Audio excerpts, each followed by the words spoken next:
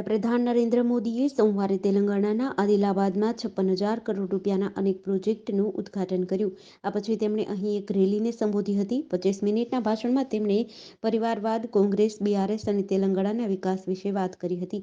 પીએમએ કહ્યું, જ્યારે પણ હું પરિવારવાદની રાજનીતિની વાત કરું છું તો વિપક્ષના લોકો કહે છે કે મોદીનો કોઈ પરિવાર નથી. હું તેમને કહેવા માંગુ છું કે મારો દેશ 140 કરોડ દેશવાસીઓ મારો પરિવાર છે. મેં મારા દેશવાસીઓ માટે બાળપણમાં ઘર છોડ્યું. હું તેમના માટે મારું જીવન સમર્પિત કરીશ. 2 માર્ચે પટનામાં મહાગઠબંધનની રેલીમાં લાલુ પ્રસાદ યાદવે કહ્યું, મોદી કોઈ વસ્તુ છે કે નહીં? આ દિવસોમાં તેઓ પરિવારવાદ પર હુમલો કરી રહ્યા છે. એવું કહે છે કે લોકો પરિવાર માટે લડી રહ્યા છે.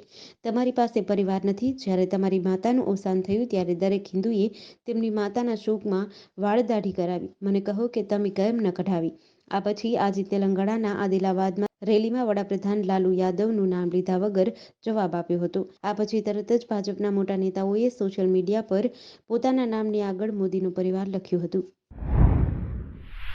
પીએમ મોદીની અધ્યક્ષતામાં રવિવારે 3 માર્ચે કેબિનેટની બેઠક યોજાઈ હતી.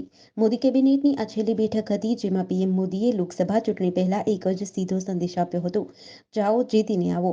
આપણે ટૂંક સમયમાં જ પાછા મળીશું. આ બેઠકને વિચાર મંથનનું સેશન ગણાવવામાં આવી રહ્યું છે. બેઠકમાં આગામી 5 વર્ષની યોજનાઓ, વિઝન ડોક્યુમેન્ટ, વિકસિત ભારત 2047 અને મોદીના ત્રીજા કાર્યકાળ પહેલાના 100 દિવસના પ્લાનિંગ અંગે ચર્ચા કરવામાં આવી હતી. સૂત્રોના જણાવ્યા અનુસાર વડાપ્રધાને મંત્રીઓને લોકોને મળતી વખતે સાવચેત રહેવા કહ્યું હતું. લગભગ 1 કલાકના ભાષણમાં મોદીએ મંત્રીઓને વિવાદોથી દૂર રહેવા અને ડીપફેકથી સાવધાન રહેવા જણાવ્યું હતું. સુરતના ડિંડોલી વિસ્તારમાં માતા-પિતા માટે લાલબત્તી સમાન કિસ્સો સામે આવ્યો છે. ડિંડોલી વિસ્તારમાં રહેતી 5 વર્ષની બાળકી રમત રમવા માવામાં નાખવામાં આવતો ચૂનો દાંતથી ખોલી રહી હતી. દરમિયાન ચૂનો ઉડીને તેની આંખમાં પડતા તેની આંખમાં ઓપરેશન કરવાનો વારો આવ્યો હતો. આ સાથે જ ઇન્ફેક્શન સંપૂર્ણ રીતે દૂર નહીં થતાં આગામી દિવસમાં ફરી ઓપરેશન કરવું પડે તેવી સંભાવના ડોક્ટરે વ્યક્ત કરી હતી. મૂળ મહારાષ્ટ્રના વતની નિલેશભાઈ અશોકભાઈ પાટીલ હાલ નવાગામ ડિંડોલી વિસ્તારમાં આવેલા ઉમિયાનગરના માતા-પિતા, પત્ની અને 2 સંતાન રહે છે. નિલેશભાઈ રત્ન કલાકાર તરીકે નોકરી કરે છે. નિલેશભાઈના સંતાન પૈકી પરિવારની એકની એક 5 વર્ષની દીકરી લાવણ્યા ઘર પાસે આવેલ આંગણવાડીમાં અભ્યાસ કરે છે. ઝારખંડના દુમકા જિલ્લામાં સ્પેનિશ મહિલા પર સામૂહિક દુષ્કર્મ કેસમાં પોલીસે 3 આરોપીઓની ધરપકડ કરી છે અને 4 આરોપીઓની શોધખોળ હજુ ચાલુ છે. ધરપકડ કરાયેલા આરોપીઓને રવિવારે દુમકા કોર્ટમાં રજૂ કરવામાં આવ્યા હતા, જ્યાંથી તેમને જેલમાં મોકલી દેવાયા હતા. શુક્રવારે રાત્રે સ્પેનથી ફરવા આવેલી એક પર્યટક પર જિલ્લાના હંસદિહાના કુંજી ગામના 7 લોકોએ સામૂહિક દુષ્કર્મ આચર્યું હતું. શનિવારે આ મામલે કેસ નોંધવામાં આવ્યો હતો. ત્યારબાદ પોલીસે પહેલા આ 3 લોકોની અટકાયત કરી અને પછી ધરપકડ કરી હતી. પકડાયેલા 3 આરોપીઓ કુંજી ગામમાં હોવાનું સામે આવ્યું છે. વિદેશી મહિલાએ પોતાની ફરિયાદમાં જણાવ્યું કે પહેલા 2 લોકો આવ્યા, પછી તેમણે ફોન કરીને 5 લોકોને બોલાવ્યા. બધાએ માર માર્યો અને ત્યારબાદ તેણીના પતિના હાથ બાંધી લગભગ 2.5 કલાક સુધી એક પછી એક દુષ્કર્મ આચર્યું. વડોદરા નજીક નેશનલ હાઈવે પર જાંબુવા બ્રિજથી તરસાલી બ્રિજ વચ્ચે ગત મોડી રાત્રે થયેલા અકસ્માતમાં એક જ પરિવારના 5 સભ્યોએ જીવ ગુમાવ્યો હતો. 2 ભાઈઓ પૈકી નાના ભાઈ મયુરના 2.5 મહિના પહેલા જ લગ્ન થયા હતા. બંને ભાઈઓએ કોરોના કાળમાં માતા-પિતાને ગુમાવ્યા અને હવે બંને ભાઈઓના પરિવારજનોના એકસાથે અકસ્માતમાં મોત થતાં સન્નાટો છવાયો છે. જોકે એક દીકરી બચી જતાં તેની સાર સંભાળ રાખવા માટે પરિવારમાં કોઈ રહ્યું નથી. મૃતક પ્રજ્ઞેશભાઈના મિત્ર દિલીપસિંહ પરમારે જણાવ્યું કે હું અને મારો મિત્ર પ્રજ્ઞેશનો પરિવાર ગઈકાલે સવારે નિકોરા ગામ ખાતે તેમના ખેતરમાં પિકનિક માટે ગયા હતા, જ્યાંથી અમે રાત્રે 8 વાગ્યે વડોદરા આવવા માટે નીકળ્યા હતા. આ દરમિયાન તરસાલી બ્રિજ પાસે મારા મિત્ર પ્રજ્ઞેશની કારને અકસ્માત નડ્યો હતો, જેમાં તેના પરિવારના 5 સભ્યોના મોત થયા હતા. જોકે દીકરી અસ્મિતા બચી ગઈ છે. મા તે મા, બીજા બધા વગડાના વા. આ કહેવતને ખોટી સાબિત કરનાર એક નિષ્ઠુર માતાએ 2 દિવસની નવજાત બાળકીને કાલુપુર રેલવે સ્ટેશન પર ટ્રેનમાં બેગમાં મૂકીને ત્યજી દીધી હતી. મુસાફરોએ બાળકીના રડવાનો અવાજ સાંભળતા તાત્કાલિક રેલવે પોલીસને જાણ કરી હતી. ત્યારબાદ રેલવે પોલીસ અને આરપીએફ બંને ટીમ તાત્કાલિક પહોંચી હતી. નવજાત બાળકી મળી આવતા તાત્કાલિક 108 એમ્બ્યુલન્સને જાણ કરાઈ હતી. 5 મિનિટમાં એમ્બ્યુલન્સ ત્યાં પહોંચી હતી. બાળકીની સારવાર તેમજ તપાસ માટે અસારવા સિવિલ હોસ્પિટલને મોકલી આપી હતી. હાલ બાળકીની તબિયત સ્થિર હોવાનું જાણવા મળ્યું છે. અમદાવાદના Kalupur railway station platform number 6 પર આ ઘટના બની હતી. દર્દીઓ માટે ડોક્ટર ભગવાન સમાન ગણાય છે, પરંતુ અમુક માન્યતા પ્રાપ્ત તબીબી શિક્ષણ અને પ્રમાણપત્રો વિના બોગસ સર્ટિફિકેટોને આધારે ડોક્ટર બનીને અંતરિયાળ ગ્રામ્ય વિસ્તારોમાં લોકોના ભોળપણ અને અજ્ઞાનતાનો ફાયદો ઉઠાવી કમાણી કરે છે. આવા એક બની બેઠેલા બોગસ ડોક્ટર મોરવાના કુવાઝર ગામેથી ડોક્ટરની ડિગ્રી વગર દવાખાનું ચલાવી પ્રેક્ટિસ કરતા ઈસમને ઝડપી પાડતા ચકચાર મચી હતી. ગુજરાત મેડિકલ કાઉન્સિલમાં કરાવેલ નોંધણીપત્ર તથા એલોપેથિક દવાઓ આપનાર સમક્ષ ડિગ્રીની માંગણી કરતા પોતાની પાસે કોઈ ડિગ્રી કે નોંધણીપત્ર નહીં હોવાનું જણાવતા સદર ઈસમના દવાખાનામાંથી એલોપેથિક દવાઓ અને મેડિકલ ઇન્સ્ટ્રુમેન્ટ મળી કુલ 42,060નો મુદ્દામાલ ઝડપી પાડીને કાયદેસરની કાર્યવાહી હાથ ધરી હતી.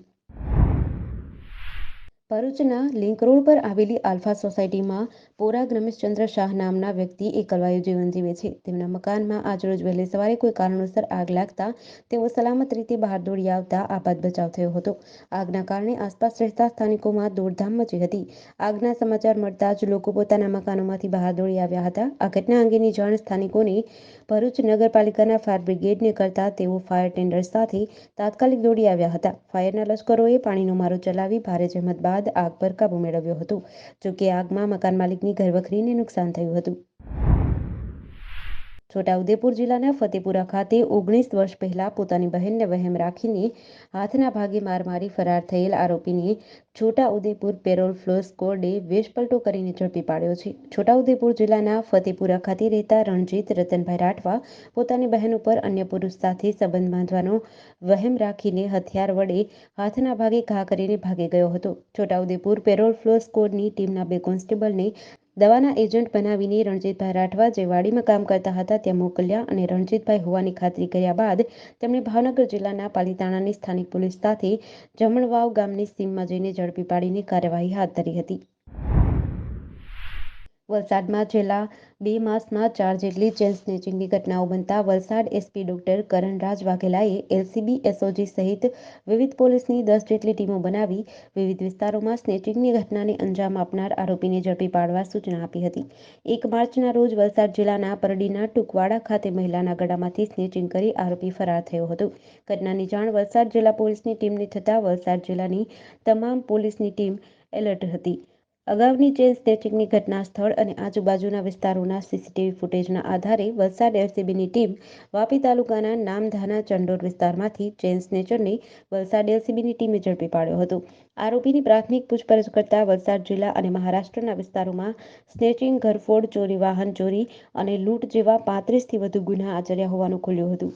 વાહન ચોરીના ગુનામાં વાપી પોલીસે ઝડપી પાડ્યા બાદ પોલીસ જાપ્તામાંથી આરોપી ભાગી ગયો હોવાની કબૂલાત કરતા વલસાડ એલસીબીની ટીમે આરોપીની ધરપકડ કરી તપાસ હાથ ધરી છે. રાજકોટ નગર પ્રાથમિક શિક્ષણ સમિતિના ચેરમેન વિક્રમ પુજારાએ જણાવ્યું હતું કે મહાનગરપાલિકા સંચાલિત શિક્ષણ સમિતિ દ્વારા રાજકોટ શહેરમાં નાના મવા ચોક પાસે સૌપ્રથમ વખત સરકારી અંગ્રેજી માધ્યમની પ્રાથમિક શાળા આગામી વર્ષથી શરૂ કરવા જઈ રહ્યા છીએ. અહીં હાલ 81A નંબરમાં હાલ ગુજરાતી માધ્યમની સરકારી પ્રાથમિક શાળા કાર્યરત છે. 81A નંબરનું અદ્યતન બિલ્ડિંગ છે, જ્યાં નવા સત્રથી ધોરણ 1 થી 8ના અંગ્રેજી માધ્યમની શાળા શરૂ થશે. એક ક્લાસમાં 40 વિદ્યાર્થીઓ સમાઈ શકે છે, પરંતુ એડમિશન કેટલા થાય છે તેના આધારે આગળનો નિર્ણય કરવામાં આવશે. તેમણે જણાવ્યું હતું કે એસએનકે સ્કૂલના જોડાણથી અંગ્રેજી માધ્યમની 3 સરકારી પ્રાથમિક શાળા કાર્યરત છે, જ્યાં ત્રણેય સ્કૂલમાં 25-25 મળી 75 જગ્યા સામે 500થી વધુ વિદ્યાર્થીઓની અરજી આવે છે, જેના મેરિટના આધારે પ્રવેશ આપવામાં આવે છે, પરંતુ નવી શરૂ થનારી અંગ્રેજી માધ્યમની શાળા સંપૂર્ણ સરકારી હશે. ભાજપ પ્રદેશ પ્રમુખ સી.આર. પાટીલે છેલ્લા 2 વર્ષ કરતાં વધુ સમયથી કોંગ્રેસના યુવા નેતા અમરીશ ડેર માટે રૂમાલ રાખીને જગ્યા રાખી છે. એટલું જ નહીં, આ વાત તેઓ 2 વાર જાહેર મંચ પરથી કહી ચૂક્યા છે. જોકે આમ છતાં અમરીશ ડેર ભાજપમાં જોડાવા માટે અવઢવમાં હતા અને કોંગ્રેસને રામ કર્યા ન હતા, પરંતુ હવે તેઓએ પાટીલે ભાજપની બસની સીટ પર રાખેલો રૂમાલ લઈને એ જગ્યા પર બેસી જવા માટે તૈયાર થઈ ગયા છે. આમ લોકસભા ચૂંટણી પહેલા કોંગ્રેસને વધુ એક ઝટકો લાગ્યો છે. આજે સવારે એક તરફ અમરીશ ડેરની પાટીલ સાથે બેઠક ચાલી હતી, તો બીજી તરફ કોંગ્રેસે રાહુલ ગાંધીની ગુજરાત યાત્રા અંગે પ્રેસ કોન્ફરન્સ કરી હતી, જેમાં કોંગ્રેસ પ્રદેશ પ્રમુખ શક્તિસિંહ ગોહિલે જણાવ્યું કે અમરીશ ડેરને 6 વર્ષ માટે કોંગ્રેસમાંથી સસ્પેન્ડ કરવામાં આવ્યા છે. આમ ડેર રાજીનામું આપે તે પહેલા જ તેમને પાર્ટીમાંથી સસ્પેન્ડ કરી દેવાયા છે.